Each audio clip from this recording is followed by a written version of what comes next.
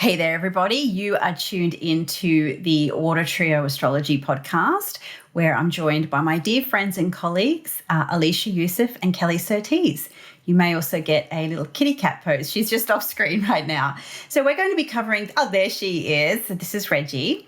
So we're going to be covering the astrology between Monday, the 12th of October through until Sunday, the 25th. So we're kind of titling this show, the Sun Gong Show, because it's all about the sun in this fortnight. So we're going to be covering a few of the highlights over the next 2 weeks. And we're going to be starting, I believe, with the Sun opposite Mars and the Mercury station retrograde. So who would like to start? Well, such an exciting set of aspects. Try not to keep too much dead air in the show, but I'll start with a couple of thoughts on the Sun opposite Mars retro, which is happening October 13 in North America, October 14, I think, for Australia. And it'll be about 21 Libra where the Sun is to 21 Aries where Mars is retrograde. The one good thing about this aspect is it means we're halfway through the Mars retrograde. So that is a great threshold to cross because if you're halfway through something, then you're starting to get closer to the end of that something. So that's great. In terms of what it means for, I would say, Monday, Tuesday, Wednesday, like the 12th, 13th, 14th, there is a level of volatility about in terms of, tempers boiling over or situations reaching that sort of combustion point. It's an opposition aspect, which by its nature indicates, that sort of face-off or things being opposite you. You're going to see these things that are kind of disrupting or interrupting you perhaps, but it definitely has a feeling of like friction or heat. Now, you might get really hot under the collar and you might get so frustrated that you blurt out a truth, like a bit of a foot in mouth kind of situation, and maybe it's better out than in. But it certainly feels like it's not going to be a smooth couple of days. What do you girls think about this aspect? I think as well, to add into the fieriness of this, we've got the Sun in via combustor as well, those degrees at the end of Libra, the beginning of Scorpio, that's literally the fiery way. So the Sun is in a position where it's just not as comfortable and it's probably its worst position in the zodiac, really. So there's this sense of trying to find peace, trying to find balance, but it's just not happening. And you're trying to think of what other people need or what other people want. And instead, either you're being trodden over and resentment's coming up or frustration or vice versa. I think I'm about to be attacked by a cat looking for geckos, which is a perfect example. Speaking of the Sun opposite Libra, opposite Mars. Oh, I can't see it. She's moving. But yeah, so it's just this sense of being prepared for that fieriness and staying as cool, calm and collected as possible. I mean, I know the three of us on our different social media feeds have been offering insights and support around how to deal with this Mars retrograde. And I also think that on this day, because not only have we got Mars retrograde, but also Mercury stationing, there is this sense of feeling held back or not being able to think properly and say what you want to do and just being really held in place and things being, especially with the Mercury station, it's a bit of a chaotic day. Like you just don't know what's going to happen. And so having your plan Bs, making sure things are backed up and supported and looking at the house that this is happening in. I think emotionally as well with this Mercury retrograde, there is a sense with the Scorpio and the retrograde Mars ruling this of just such depth and intensity.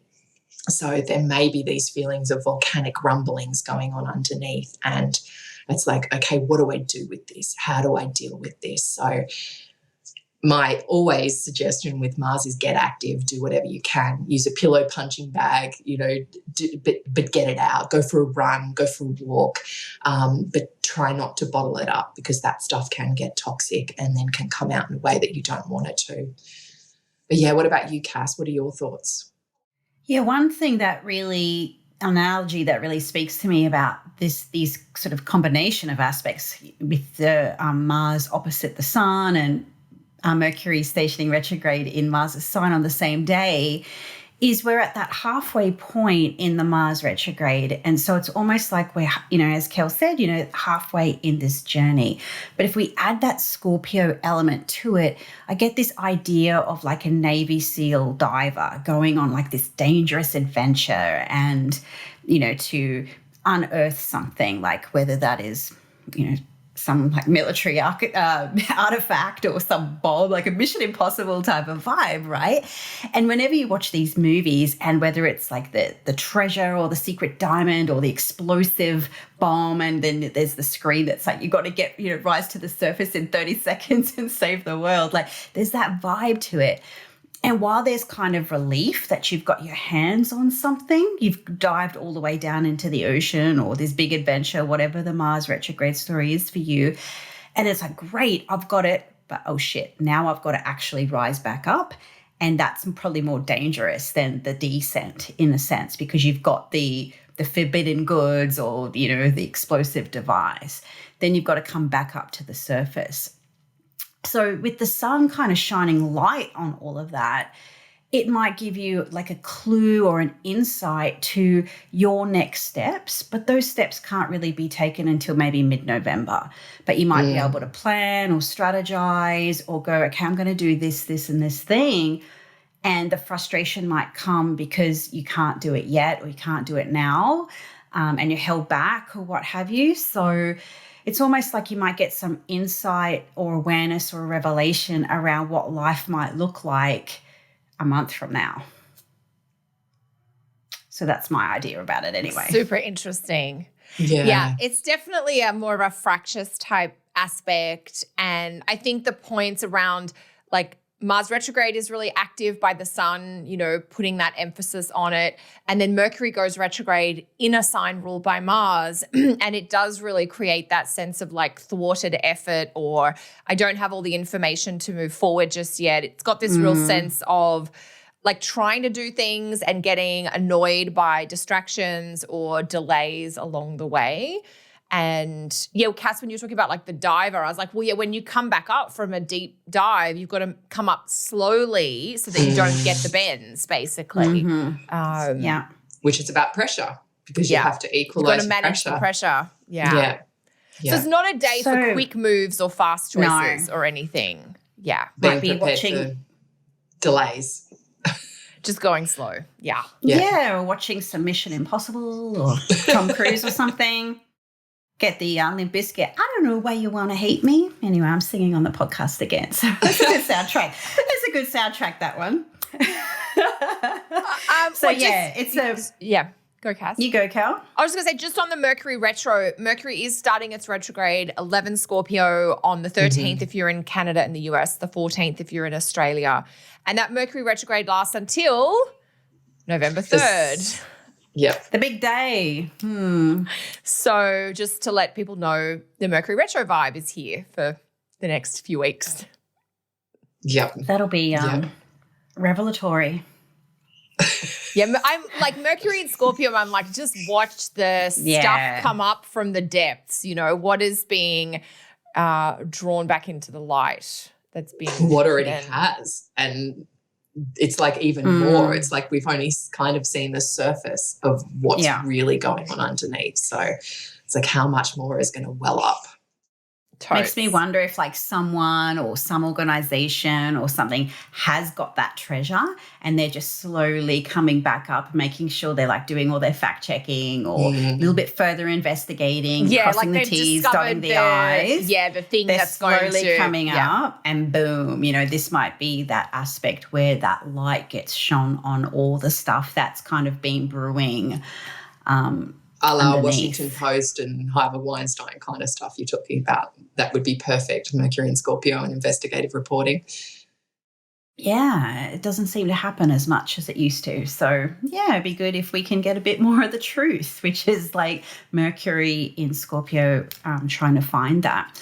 So moving right ahead, I guess the next sort of aspect that we're just going to like mention, we're not going to really talk about it too much, that is the Sun square Pluto, and that's happening across 22 degrees Libra and Aries. So that's kind of going over the territory that, other planets have, squared Pluto, and then the Sun will then do that with Saturn on the 18th. And that will be at 25 degrees of Libra and Aries. Aries Capricorn. Libra Capricorn, all this cardinal mess. It's just, let's just call it cardinal. So we've got those two squares, Sun Pluto and Sun Saturn, sort of happening on the 15th and the 19th. So did any of you want to touch on that a little bit, or we just wanted to kind of mention it and then talk about some of the other things going on through the fortnight? I mean, so there's just so much to cover. I know there's so much to cover. So I didn't necessarily want to go into each aspect in depth, but I think it's important to understand the Sun is in a little bit of a technically difficult condition in the sign of Libra to start with. And then from a traditional, or just looking at aspects between visible planets, between the Sun opposing Mars on the 13th and the Sun squaring Saturn on the 18th, the Sun is really dealing with some very heavy, tough aspects. The Moon's going to kind of dance in and out and kind of break the tough aspects here and there. But for the most part, the Sun is dealing with the traditional malefic planets in astrology. And the Sun's doing that while being in this technically difficult fall placement. So I do have a little bit of caution about people feeling flat or feeling overburdened or dealing with an increase in stress or anxiety or worry for that period, October 13 to 18. And I think just whatever you don't have to do in that time frame, don't do. If there's anything that you can delegate or step away from, I think self-care is going to be really critical. Now, I know some of us are going to be like, I've got to get this thing done. And yeah, I was talking to a client yesterday who, has this massive work deadline around the 20th of October. So the period leading up to it is just going to be them being crunched, a little bit by these planets under the pump with the work deadline. So if you have something really pressing that you can't change or move, just know that and do as much as you can to take care of yourself in that time frame. It's a really tricky part of the year for the Sun, and it's amplified by these aspects this year. And so just going gently if we can, I think. Yeah, for sure. Yeah. Yeah, and I know Brené Brown was talking about in one of her recent podcasts, and she was referring to an article on surge capacity. And it's really where we've maxed out our surge capacity with everything that's happened this year. So wherever you can, to kind of just see yourself, okay, how much can I cope with? And putting the boundaries around that, and knowing that we are all drained, no matter what's happened this year, no matter what position you've been in, everybody's absolutely drained and exhausted. So just being really gentle with yourselves and thinking, just what you were saying, Kel, how much can I actually deal with? What's actually possible, and realising in the moment that some things that may seem really important actually aren't when you just say no to them. Yeah. Yeah. Oh, sure. So that's just the general vibe. So Cass, what is it that you want us to dive into? What are you looking at next? Well, we do have a new moon as well in the midst of these squares. So this is a bit of a this is an interesting new moon. Okay, so the details are the 16th in the Northern Hemisphere, and it falls on the 17th here in Australia. So it's at 23 degrees of Libra. So the moon and the Sun coming together in the midst of these two squares. So generally speaking, the new moon in Libra is quite lovely, but this year it is literally sandwiched between Pluto and Saturn. So we do have a very busy lunation. So would either of you girls like to talk about that a little bit more? Leash? Got your screen up there. Yeah, well, just to kind of I just wanted to show visual representation, because it's happening very right on sunrise here in Australia, on the East Coast. So yeah, there's just that sense that I don't really think this is a new moon to be really setting a lot of fantastic intentions around at all. This is a new moon to be really careful with, and if you are setting intentions, it might be around looking back on what you've learnt this year, what you've dealt with this year, and how to move forward with that. giving yourself the space to just come to a type of equilibrium, really. And I think, the fact that, as you were pointing out, Kel, really the sun and the moon are besieged in this position. They're in between Mars and Pluto and Saturn. So there is this feeling of not being able to escape or being trapped somewhere. I always talk about besiegement like between a rock and a hard place. So with this new moon, it's like, okay, I'm between this rock and a hard place. What is it like to be here?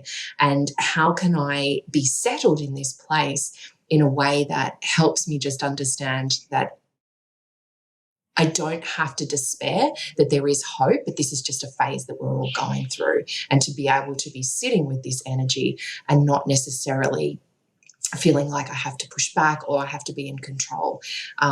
So I just think the kind of intentions we're setting here are like understanding how much we've learned, where we've been, what we've done, and how we can then integrate that going forward so that we can move into the future in a better way with everything we've learned, and not moving into a future where we forget everything, because there has been a lot of change and we do need to remember that. And I know, even talking to clients right now, when I say, hey, do you remember what life was like back in February, what you were doing, who you were? I mean, I even think back to when we did our Water Trio event back in January, who I was and what I was then is so different to now. So it's just honouring that, honouring where we've been, and just going, okay, I'm just kind of giving it up and seeing what comes through. So I don't know. That's my thoughts on it. What about you, gals?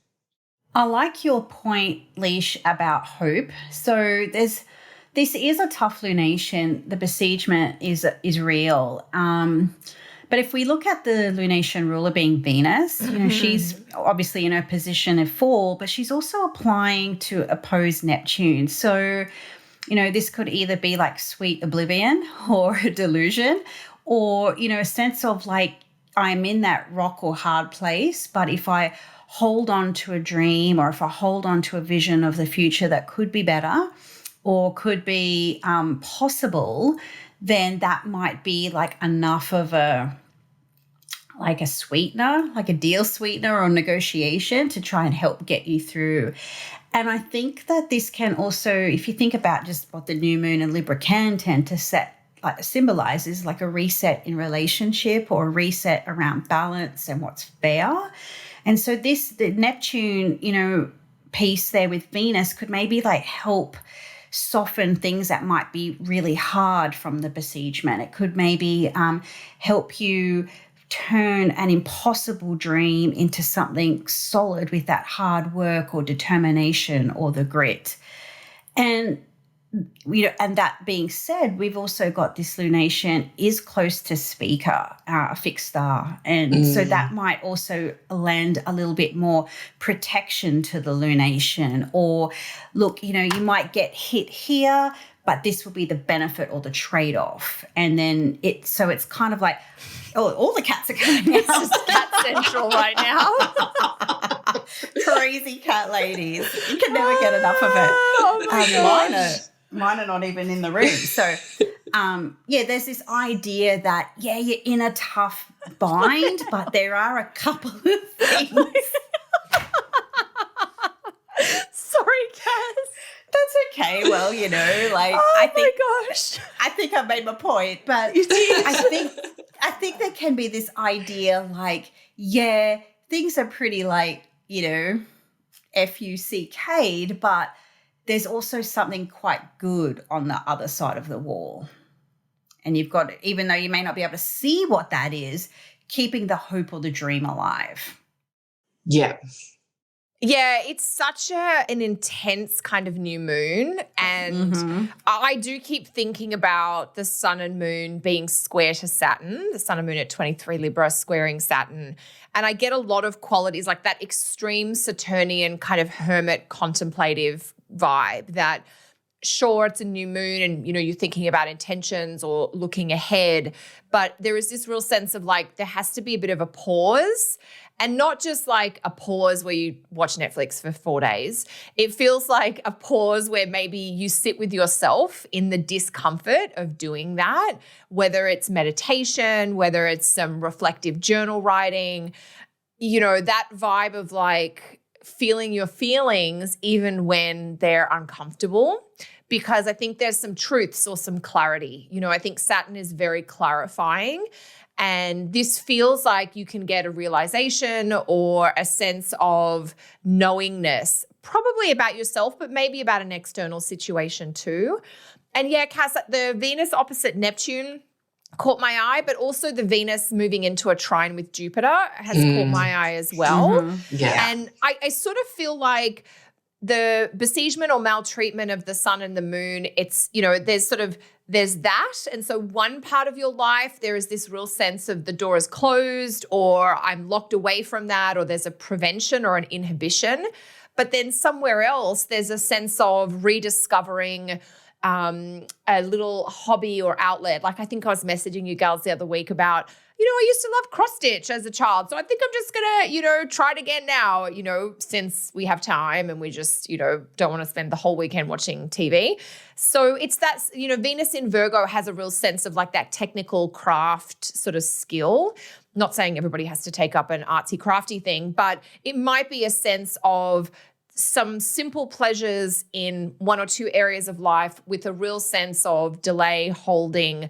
Like I'm trying to do some planning or thinking about 2021, and I almost can't even think beyond the next couple of weeks. It's like I'm just this sense of being held in place or staying in place, just that be here now, and don't even let your mind get ahead of you, if you like. And so that's where I think it's not your typical new moon, because the new moon might be saying, I want to go forward and plan and anticipate and organize, but Saturn is kind of saying, whoa, let's just be here now. So it's a very complex set of alignments, that's for sure. Yeah, 100%. Yeah, and I guess the one thing as well that I'd add is, again, this isn't new stuff. You know, this is the same Saturn, the same Pluto stuff we've been dealing with for all year, and then Mars into the mix, what we've been dealing with for months. So, you know, if listeners are kind of going, oh, what's going to come next? I don't think it's that there's anything new coming up. It's just getting deeper into this or understanding it more and giving that reflective space, like you so beautifully put, Kel, is helping us get our heads around it more and process it more. Yeah, that's all I wanted to add.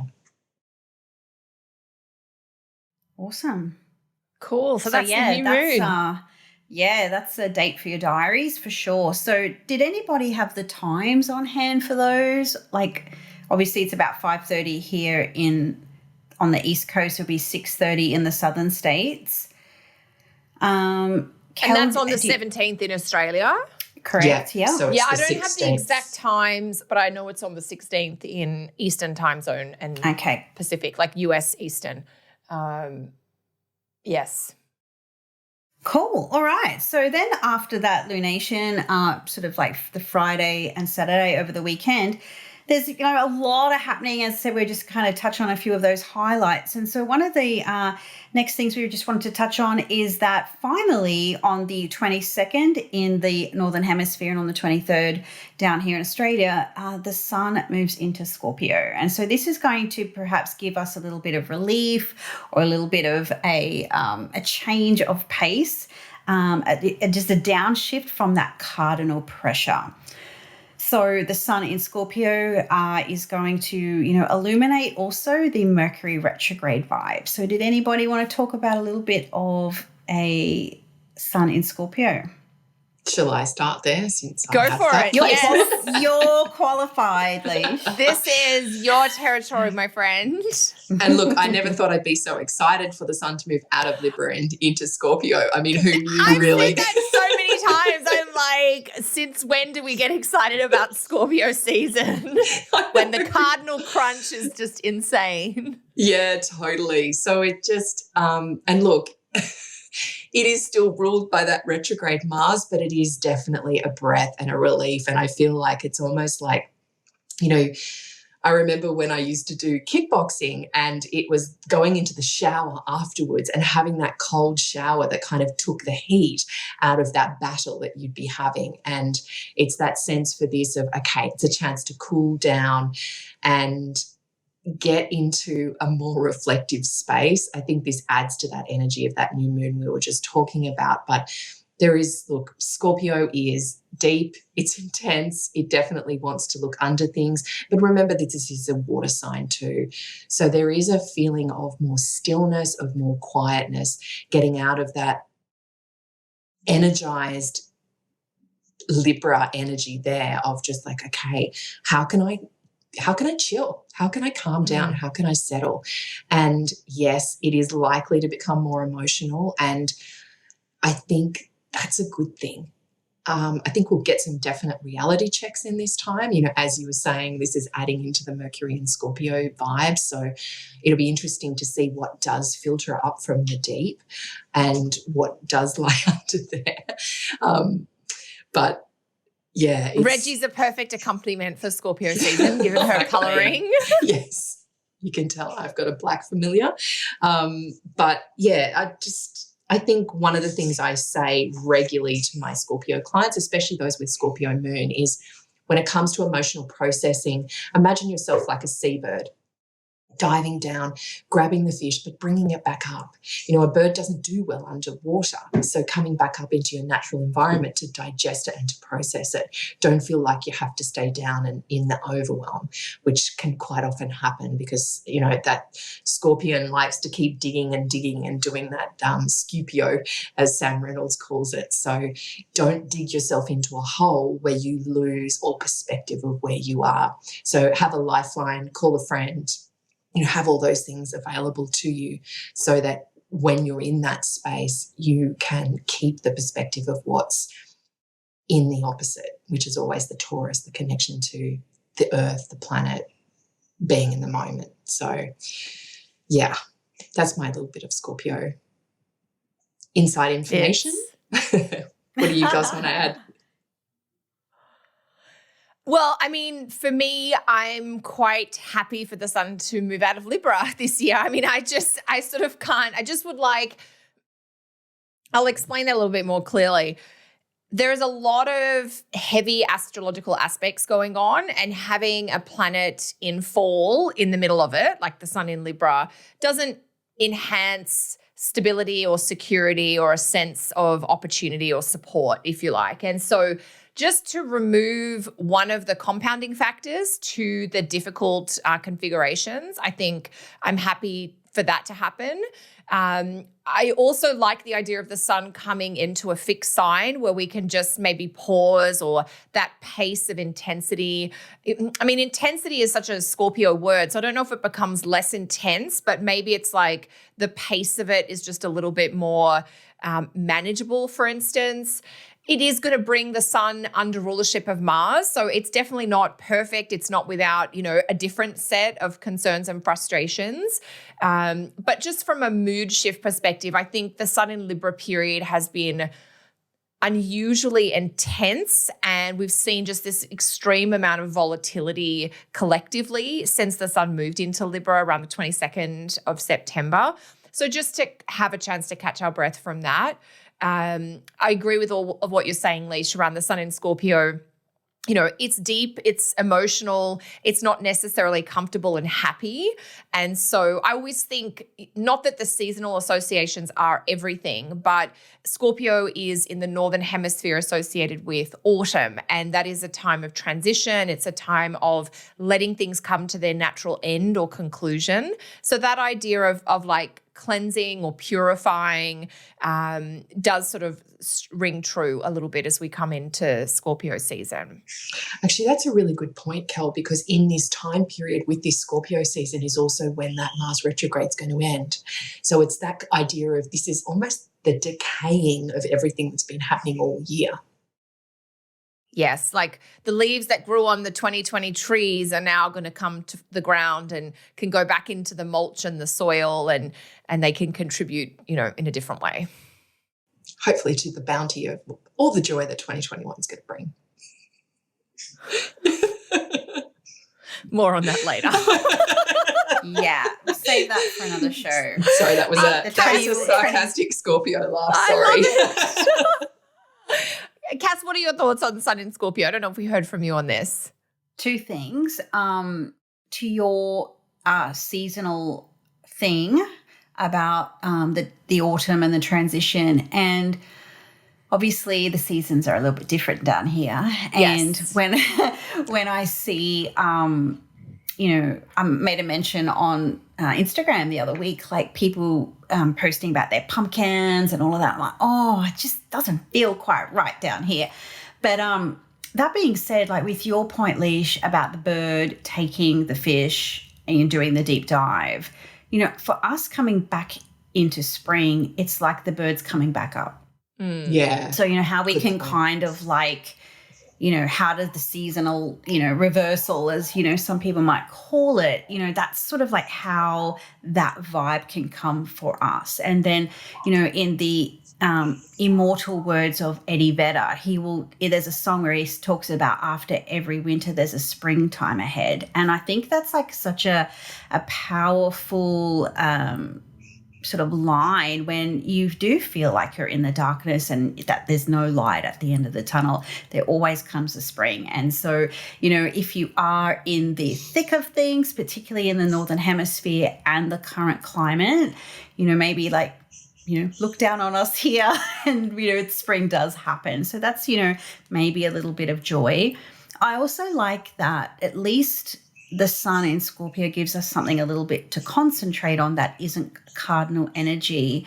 And now what this might help us do a little bit is maybe bring a little bit of light or heat or drying out of the Mercury retrograde and Scorpio vibe now that they're coming together in the same sign. So we might get a little bit more maybe like functionality in a sense around the Mercury retrograde. Like you might have be feeling like, whether it's confusion or delay or deeper processing, it's like the sun comes in and lights up that same part of the sky. And oh my God, I'm going to sing again. It's like, oop, there it is, like that song. I think is it Will Smith or something? Is that who he does it? Whoops, there it is. There it is. Yeah, that one. Yeah, I don't know who it is, but you hear it sometimes.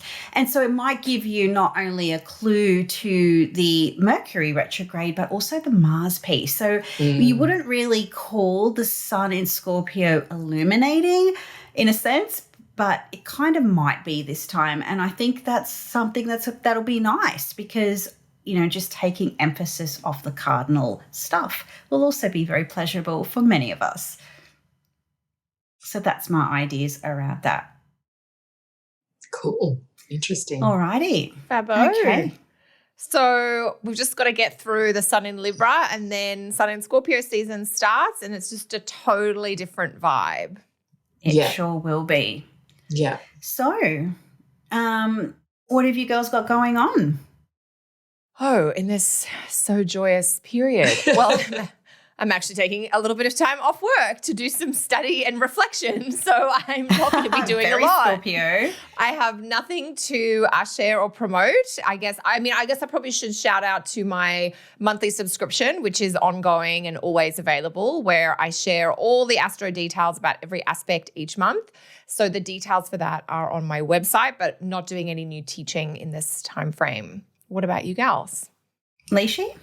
I'll be doing my New Moon Magic workshop. So that's there as always. And that does involve a live component. So it might be a little bit of hand holding, a little bit of a circle to kind of share in and connect together. So all the details for that will be on my website. By the time this episode goes to air. What about you, Cass? Me, I've got so much going on. Scorpio is my 6th house, so it's busy, busy, busy. So one thing I can mention is that I think it's on the 3rd or the 4th of November, so it's not until our next fortnight. I'm speaking at the Breaking Down the Borders Astrology Conference. Oh, fantastic. So that's run by Chris Turner, who's we had on at one of our previous shows, and so we talked about that. So that's coming up. So I just will probably put a little plug in for that. So my talk is going to be about combining transits and progression. And so layering those two techniques, which is something that some people have a little bit of, trouble grasping. So I'm going to be dealing with that in my presentation. So I'm really looking forward to that. There's a huge group of wonderful astrologers from all around the planet. And it's going to be a fun weekend. So all the details, I think, is at Breaking Down the Borders. Is it .org maybe? The website, we'll put it in the show notes for you anyway. Conference. It's astrologyconference.com. Yeah. There we go. So thanks for that, Leash. You're all I'm like the worst Gemini rising for details, honestly.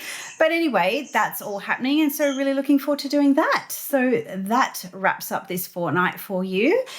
We hope you have a lovely new moon and, put some comments down below. Tell us about your experiences during this astrology period. And if you haven't already subscribed to our channel, please do that so you get notified each time a new episode comes out. Alrighty. Bye for now. Thanks, everyone. Bye, girls. Thanks, everyone.